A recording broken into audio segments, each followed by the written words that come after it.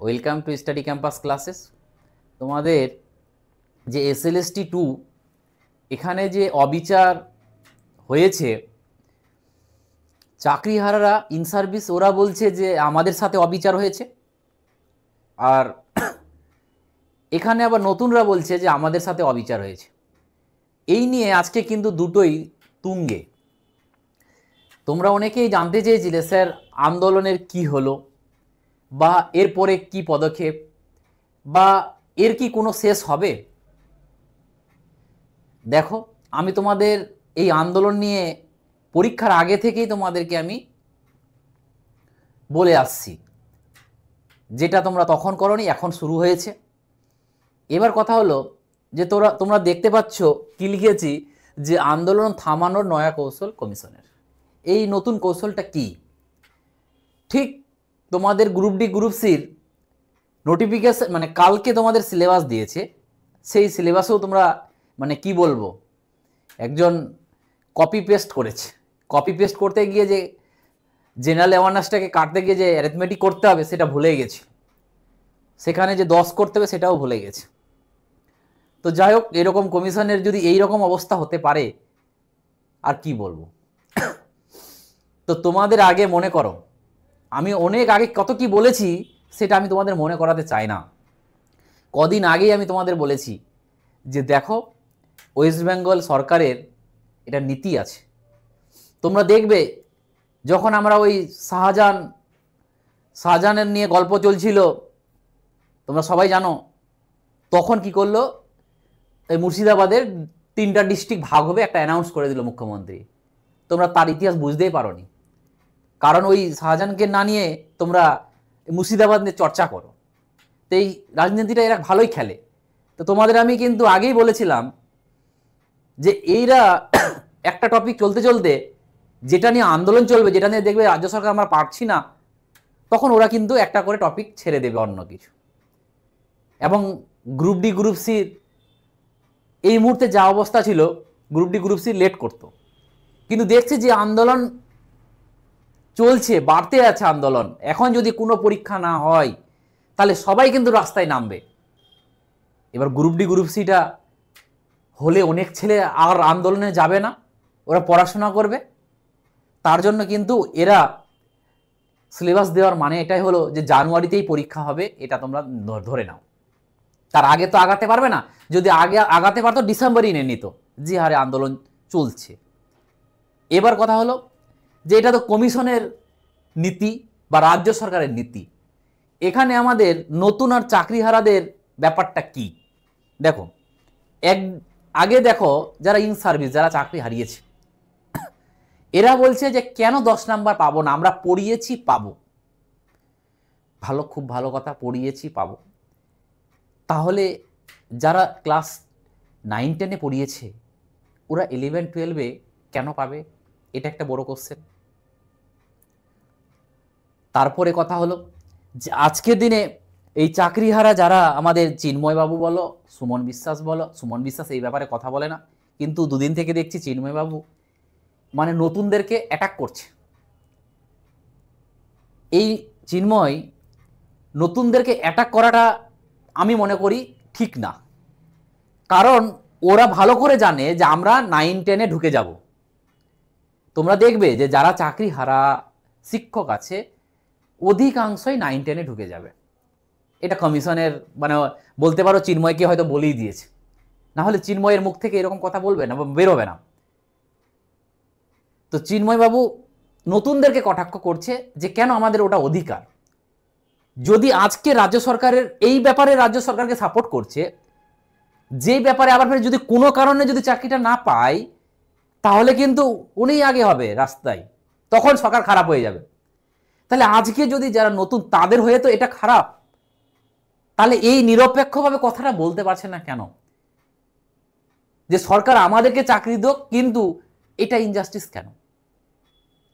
মানে নিজের ব্যাপারটা নিয়ে ঠিক আছে, অন্যজনের সাথে ইনজাস্টিস হচ্ছে সেটা নিয়ে কোনো গল্প নেই। এবার এই নিয়ে কিন্তু একটা কালকে দেখলাম, তোমরা দেখবে যারা আন্দোলনে যাচ্ছ, যারা নতুনরা যখনই আন্দোলন করছে, পুলিশ তাদেরকে টার্গেট করে নিচ্ছে, তুলে দিচ্ছে, গাড়িতে তুলে নিচ্ছে। কিন্তু যখন কালকে এরা আন্দোলন করলো, এরা কিন্তু সবাই যায়নি, অধিকাংশই যায়নি, কারণ ওটা টার্গেট রয়েছে। এবার কথা হলো এদেরকে কিন্তু পুলিশ কিছুই করেনি।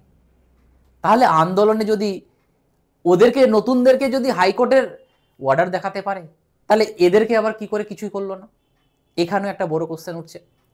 আর এদিকে আমাদের নতুন যারা নতুন চাকরি প্রার্থী, তাদের কথা হলো যে আমাদের আর্টিকেল 16 নাম্বার, যেখানে আমাদের 5টা গ্রাউন্ড আছে, place, sex of birth, race, caste, এই যে বিভিন্ন 5টা গ্রাউন্ড আছে, এখানে আমাদের ডিসক্রিমিনেশন করা হচ্ছে কেন?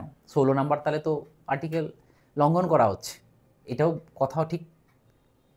এবার কথা হলো যে কেন আজকের দিনে নতুন আর পুরাতন, যেমন সুমন বিশ্বাস কিন্তু একটা কথা আজও বলছে, নতুন পুরাতন এক হয়ে আমরা আন্দোলন করি। রাজ্য সরকার চাইছে দুজনকে লাগিয়ে যেন এরও আন্দোলনটা হয় না শক্ত, এরও আন্দোলনটা শক্ত হয় না, তাহলে আমাদের সাথে কেউ কিছু করতে পারবে না। আর যখনই নতুন আর পুরাতন এক হয়ে যাবে, তখন কিন্তু রাজ্য সরকারের অবস্থা খারাপ হয়ে যাবে। তার জন্য কোনো রকমই এই চিন্ময় বাবু চাইছে না এবং একে ব্যবহার করছে। এবং সুমন বিশ্বাস কিন্তু বারবার বলছে যে নতুন পুরাতন একসাথে হও। আমি এর আগে তোমাদের অনেক ভিডিওতে বলেছি, যদি একসাথে না নামো আন্দোলন করে লাভ নেই। তোমরা দেখলে তো 17 তারিখে ভিডিও বানালাম, গেলে সবাই মাত্র 1500 জন স্টুডেন্ট। এই 1500 জন স্টুডেন্টে কিচ্ছু হবে না, মিনিমাম 15,000 যেতে হবে মিনিমাম। তাহলে বাড়িতে বসে তাহলে কি করে মানে আশা করবে যে ভালো কিছু হবে? এবার এর ভবিষ্যৎ কি? এর যদি ভবিষ্যৎ দেখো, আমি কোনো কিছু দেখতে পাচ্ছি না। কারণ ওরা গ্যাজেটে, তোমাদের গ্যাজেট যখন বেরিয়েছিল তখনই কিন্তু আন্দোলন করতে হতো। আমি তোমাদের আমার ভিডিও খুলে দেখে নাও, তখন আমি বলেছি তোমরা আজকের দিনে যাই করবে না কেন, ওরা কোর্টে কি বলবে, আজকে কি হতে পারে, যেগুলো 2 নম্বরই নাম দিয়েছে, যারা চুরি করেছিল তাদের নাম দেখা যাচ্ছে লিস্টে, ওদেরকেই বার করে দেবে, আর কিচ্ছু হবে না। যদি দেখতে চাও, তোমরা অনেকেই আর লাফালাফি করছো কেন 10 নাম্বার দেবে। ভাই নিজেকে নিজে গ্রুপে, হোয়াটসঅ্যাপ গ্রুপে, বিভিন্ন সোশ্যাল মিডিয়াতে করছো, কি লাভ? এটা তো নিজে নিজে কথা বলা হয়ে যাচ্ছে। তার জন্য বলবো যে যদি নতুন আর পুরাতন যদি এক না হতে পারো, তাহলে আমি বলবো এই আন্দোলনের কোনো দাম নেই, না করাই বেকার, না করাই সমান, কোনো লাভ নেই। আর এই নিয়োগ কিন্তু মানে কি বলবো, চাপের আছে। হয়তো 11-12টা জয়েনিং হয়ে যাবে, 9-10টা ভোটের আগে অসম্ভব, তোমরা দেখে নেবে। একটার পর প্রচুর কেস পড়ছে, এখনো পড়ছে, তোমরা জানো কেসে কি হবে, তোমরা সবাই জানো। এক সময় সুপ্রিম কোর্টও দেখেছিলে তোমরা যে বিভিন্ন যখনই SLST ব্যাপারে কেস যাচ্ছিল, তখন কিন্তু ওরা আর শুনছিলই না। আর এখন এই ব্যাপারে কিছু জিজ্ঞেস করলে বলবে আগে কেন তোমরা আসোনি, পরীক্ষা হয়ে গেছে, এতদিন পর আসছো। তাহলে আজকের দিনে বুঝতে পারছো তো, তোমাদের এর আগেও আমি কোর্টকে বলেছিলাম যে এই কোর্ট কিন্তু সেই কোর্ট, আগের কোর্ট নয়। এরাও কিন্তু কারো কথা মতো উঠছে আর বসছে। আজকে এই ওয়েস্ট বেঙ্গল স্টুডেন্টদেরকে এই রাস্তায় ফেলার পিছনে শুধু খালি গভর্নমেন্ট SSC রোল না, এখানে কোর্টেরও রোল আছে। কোর্ট যদি হস্তক্ষেপ করতো ব্যাপারগুলোতে, তাহলে কিন্তু আজ এই দিনটা হতো না।